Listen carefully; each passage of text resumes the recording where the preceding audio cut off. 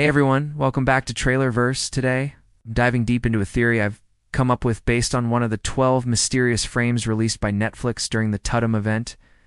This one's got potential, and honestly, I think there's a strong chance it could be true, at least to some extent. Before we jump in, make sure to drop a like, subscribe, turn on those post notifications, and join the Trailerverse community. In the teaser, we see what looks like a massive vine-covered wall in the Upside Down. There's something embedded in it. Maybe a creature, an egg, or even a body. Eleven and Hopper are staring at it, clearly disturbed. Here's where my theory kicks in.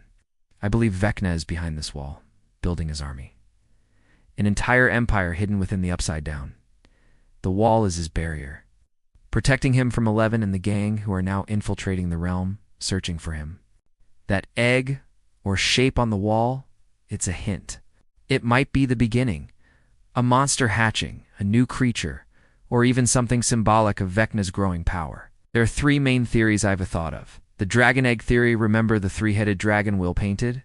Could this be its egg? We've seen D&D-based creatures manifest before. This could be another one. Reincarnated human theory, some think it resembles a human torso and head. Maybe a vine-wrapped body like we saw with Will or Billy. Could it be a resurrection? Army hatchery theory, maybe it is just one of many. A sign that Vecna is hatching creatures in bulk. When the wall comes down, it's war. If Vecna is building an army, what does that look like? Demodogs, Demogorgons, new monsters, the Mind Flayer, possibly illusions, or resurrected versions of Eddie and Billy. And maybe a three-headed dragon. It's terrifying to think what kind of chaos that army could cause. And then there's Will. He might still be connected to Vecna. Maybe his dragon painting wasn't just imagination, but a vision from Vecna's mind. Maybe Will won't control the dragon. Maybe Vecna will.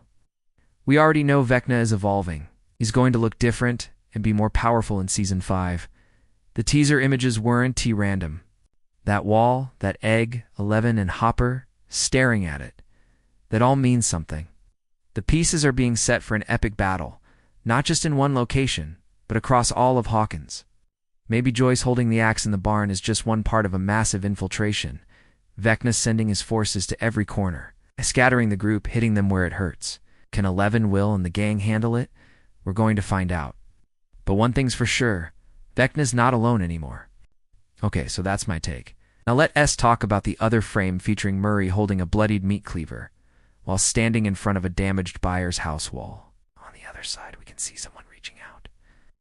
Who is it? Is it Vecna or one of his creatures trying to get inside? Or is Murray on the other side and he's trying to break through to the Upside Down? How did he get there? What's his goal? And why is he covered in blood? It feels like he's just encountered something gruesome. It almost looks like there's teeth marks on his arm as well. Whatever's on the other side seems to be trying to grab him. The way I see it, there are two possibilities here. One is that Murray is stuck between the real world and the Upside Down, trying to get to the other side to fight. In this case, the teeth marks would indicate a Demogorgon, or some sort of bat-like creature from the Upside Down. The second possibility is that Murray is on the Upside Down side, and he's trying to break through to rescue someone or something. Perhaps he's trying to save Will because he's worried about him. Alternatively, he could be attempting to reach Joyce or Jonathan in the hopes they can help close the gate. Both scenarios paint Murray as a badass, willing to put himself in harm's way for the greater good. Another interesting detail is the blood. It's not just any blood, it's Murray's blood. Think about it. Why would Vecna bother contaminating his own lair with someone else's blood? Unless he wants us to think it's his. Is this a trap, a distraction, or a message to whoever's following him? Murray is a smart, resourceful, and determined man, but he's also impulsive and reckless. He's not afraid to take risks, and he's not above using violence to achieve his goals.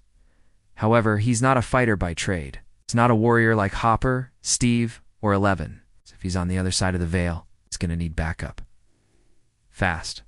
He probably won't survive long enough to get to the other side on his own.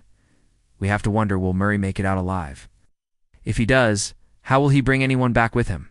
And if not, who will step up to take his place? Will Joyce or Jonathan answer the call? Let's move on to the image of Max sitting on a couch, seemingly oblivious to the chaos around her. She's the only person in a domestic setting, which creates a jarring contrast with the other images of violence and destruction. Everyone else is either fighting for their lives or hiding in fear. What's going on? Why is she not reacting to the danger? And why is she specifically placed in this frame? My theory is that Max is in a sort of sensory deprivation chamber, like a padded cell in a hospital or a soundproof room in a lab. She's isolated and unaware of what's happening outside. It's possible that she's being held captive and experimented on by Vecna or one of his followers. Maybe they trying to use her as bait for 11 or trying to extract information from her about her friends and their plans. Or perhaps they simply trying to keep her safe from the impending doom that's about to befall Hawkins. Whatever the case, it's clear that Max is in a vulnerable position and she needs help.